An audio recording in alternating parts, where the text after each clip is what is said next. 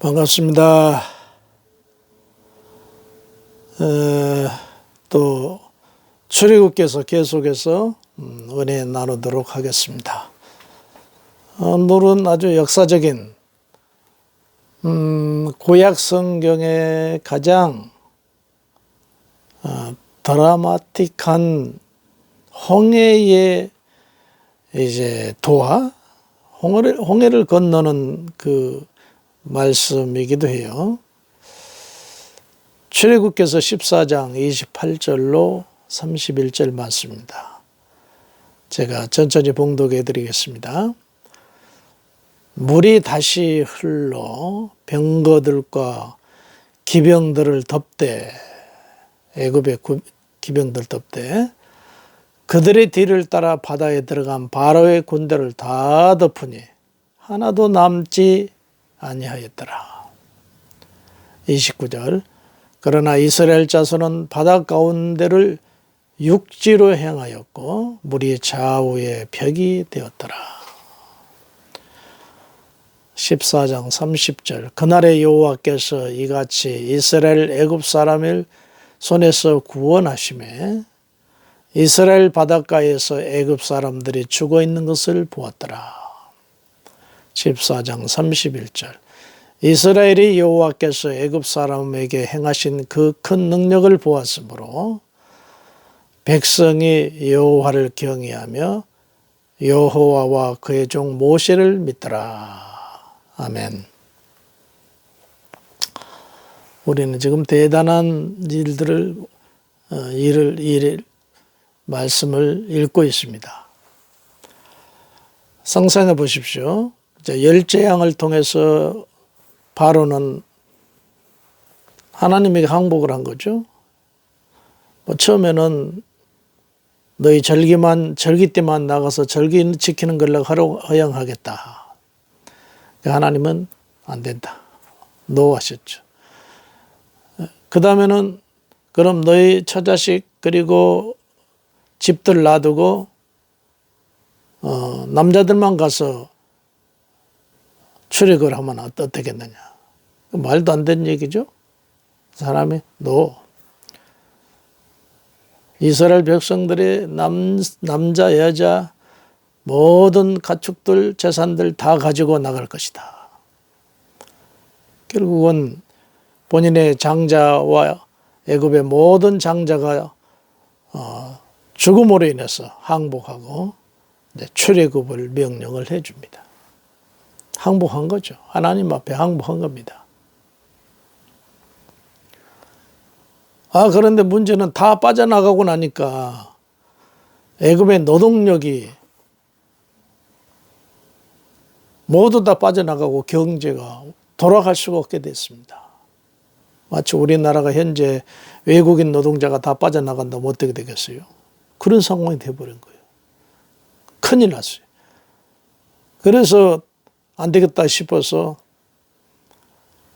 지금 모세가 선동에 나간 게 아니라 전능하신 하나님이 하신 일을 또 번복하고 쫓아가서 모세를 죽이고 반항하는 자 죽이고 항복하는 자는 모두 다시 데려오자.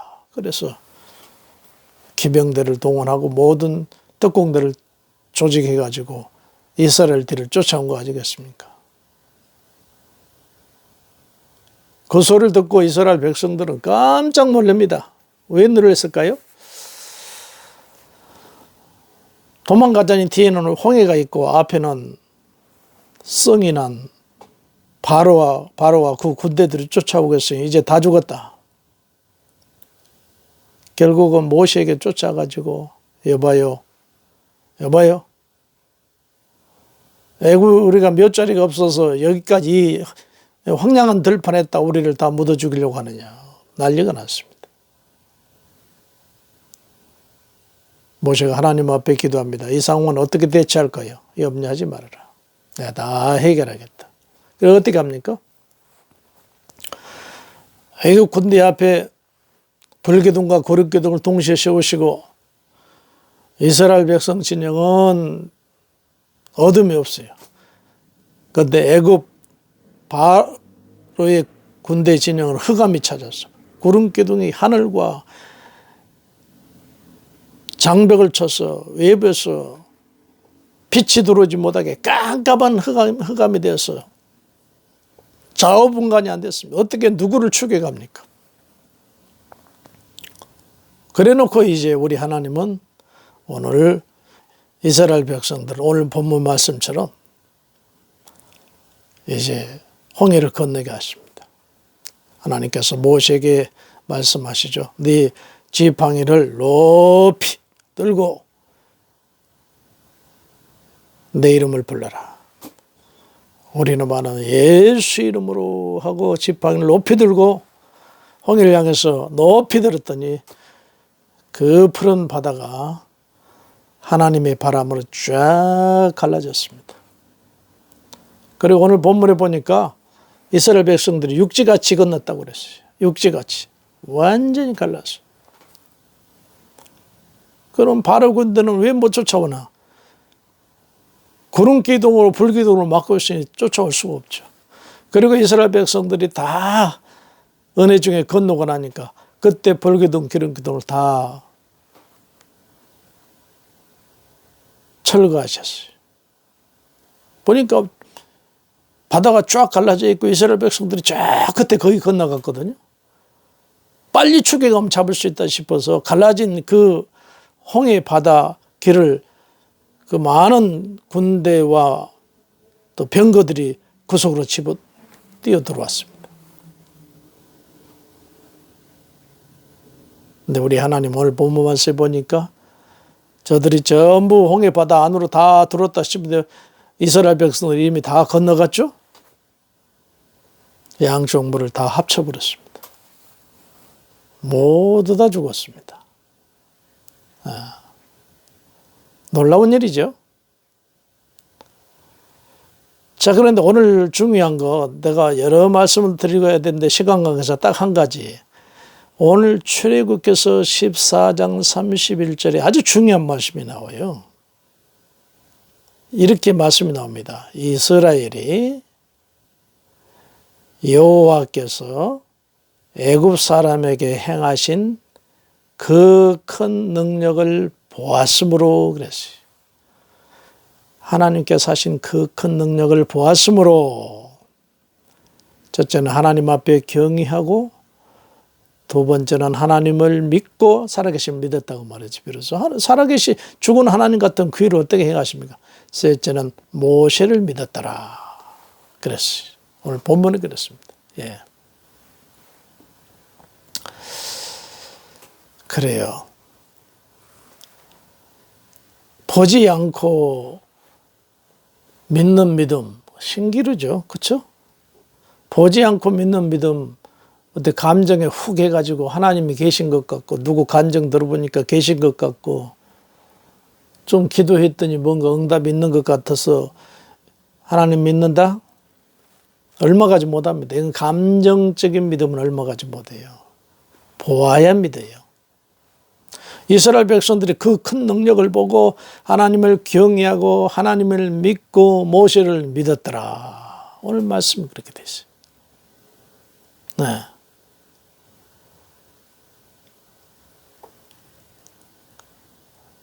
예수님의 제자들이 예수님이 하나님이라는 사실을 믿지 못했어요. 3년 동안 따라다닌 것은 정치적으로 자기들이 입심양면하기 위해서 예수님을 따랐던 것뿐이에요.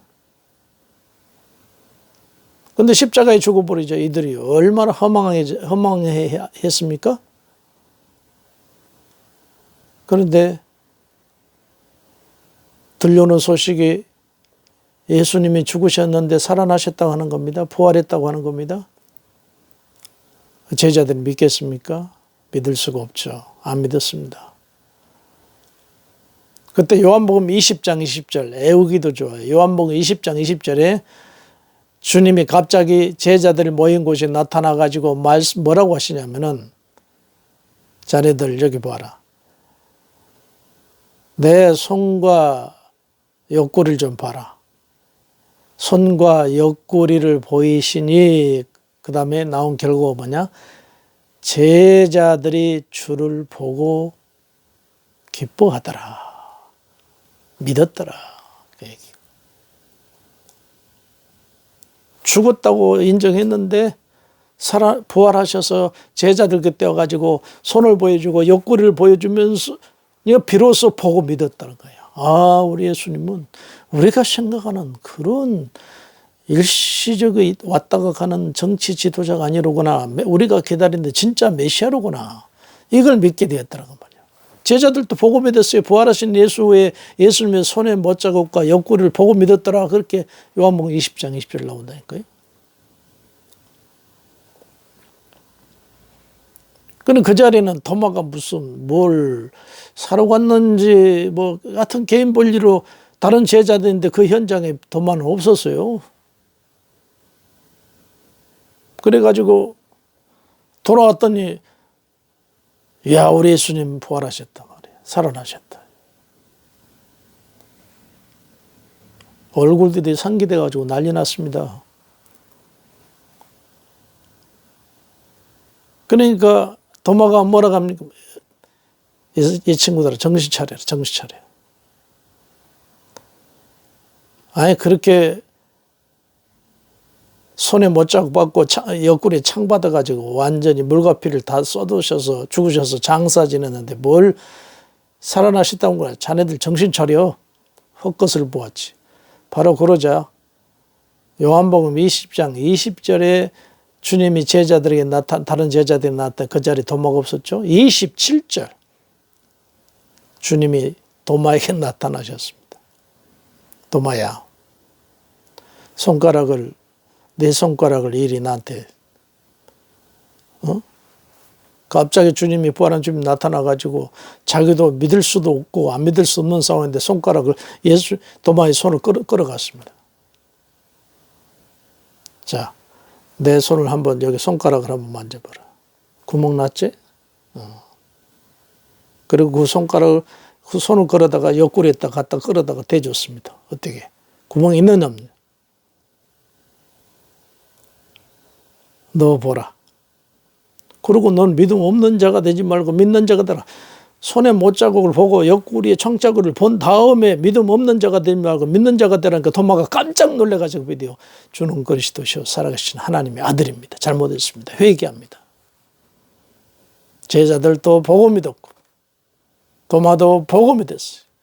오늘 이스라엘 백성들도 그 상황을 홍해 도화 사건을 보고 하나님을 경외하고 하나님을 믿고 모세도 믿었더라.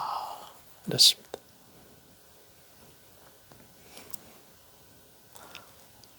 그럼 우리는 예수님을 어떻게 볼 수도 없는데 눈에 보이도 않고 손에 만져짐도 않는데 어떻게 믿어요? 믿는 방법은 그렇게 직접 보고 믿는 것이 가장 확실해요. 그런데 또 한 가지 믿는 방법이 있어요. 기록을 보고 믿는 겁니다. 보십시오. 우리가 조선시대에 갈락갈락 시간에서 없어 말씀드린다마는 태조 이방원이 이복동생 죽이고 정몽주 죽이고 그렇게 구태타 이렇게 해가지고 자기가 왕이 됐어요. 세 번째 왕이 됐습니다. 그거 안 믿는 사람 하나도 없어요. 왜? 조선 왕조실록, 유네스코에 등록된 왕조실록에 기록이 되어 있기 때문에 태종 이방원이 형제 죽이고 정몽주 죽이고 왕이 되었다는 사실을 안 믿는 사람, 우리는 사람 하나도 없고 지금은 세계 유네스코에 등록했기 때문에 세계인이 다 믿고 있어요. 기록이 정확하다. 기록을 보고 믿는 거예요. 이순신 장군 대단했죠. 한 번도 그 이순신 장군은 해전에서 진 적이 없어요. 그리고 그분이 했던 그 전쟁 회전 중에 3대 대첩이 있죠. 하나는 한산 대첩. 그 한산 대첩을 통해서 왜군의 배를 100척이나 침몰시키고요. 왜군의 병사 9,000명이 수장됐어요. 엄청난 승리거든요. 그 다음 두 번째 명랑 대첩이 있죠. 명란 대첩에는 외선이 133척이 침몰되고 1만 명 왜군이 물속으로 수장됐어요. 1만 명이 죽었어요. 대단한 해전이죠. 그리고 노량대첩입니다. 세 번째는 노량대첩인데 이제 마지막 전쟁 마지막에 500척이 일본으로 도망가려고 하는데 이순신 장군이 자기 죽음을 무릅쓰고 그 전쟁에 뛰어들어서 500척 중에 450척이 파괴되고 50척만 간신히 도망갔어요. 수많은 일반 병사, 세알일 수 없는 일반 병사들이, 왜군 병사들이 그 노량 해전에서 죽어간 겁니다. 이걸 안 믿는 사람, 우리나라 사람 하나도 없고, 안 믿는 사람이 정신이상자예요. 왜? 이순신 장군이 기록한 난중일기가 이건 역시도 유네스코에 등록이 됐잖아요. 난중일기. 이순신 장군을 믿을 뿐 아니라 그의 해전사를 다 알고 있고 우리는 다 믿고 있어요. 왜? 그 기록이 정확하기 때문에. 그 기록을 믿기 때문에. 그 기록을 보고 믿는 거예요. 조선 모든 왕들의 행적을 우리가 믿는 그 존재를 믿고 그 행적을 믿는 것은 왕조실록, 조선 왕조실록을 믿기 때문에 그 조선 왕조실록을 보고 믿는 거거든요. 예, 마찬가지로 예수님의 사적을 기록하고 예수님의 행적을 기록한 말씀이 마태, 마가, 누가, 요한입니다. 우리는 그 예수님의 행적을 기록한 그 성경을 보고 믿는 거거든요. 그러면서 중요한 요한복음 20장 31절에 뭐라고 했냐면 이 성경을 요한복음이죠. 이 요한복음을 내가 기록한 것은 요한이 그런 것. 사도 요한이 그래. 이 요한복음을 내가 기록한 이유는 뭐냐? 예수가 하나님 걸 믿고 그 후에 그걸 통해서 너희들이 생명을 얻게 하려 함이니라. 이렇게 분명하게 말씀했습니다. 이 말씀 듣는 우리 성도 여러분, 이스라엘 백성들이 홍해를 건너기 전에는 하나님이 계신지 안 계신지 민가고 모세 열재앙을 귀로만 들었어요. 그러나 자기들 눈앞에서 그 거대한 홍해가 갈라지고 육지처럼 건너고 바로 군대는 완전히 수장시킬 그 놀라운 사실을 보고 하나님을 경외하며 하나님을 믿고 그종 모세를 믿었더라. 주님의 제자들이 예수님의 부활을 민가 하다가 직접 주님이 부활하셔가지고 손 못자국을 보여주고 옆구리를 보여주고 그때서 예수를 믿게 된 것 아니? 도마 역시도 마찬가지고. 이 말씀 듣는 성도 여러분, 우리 하나님이 살아계심을 믿으려면 보아야 믿어요.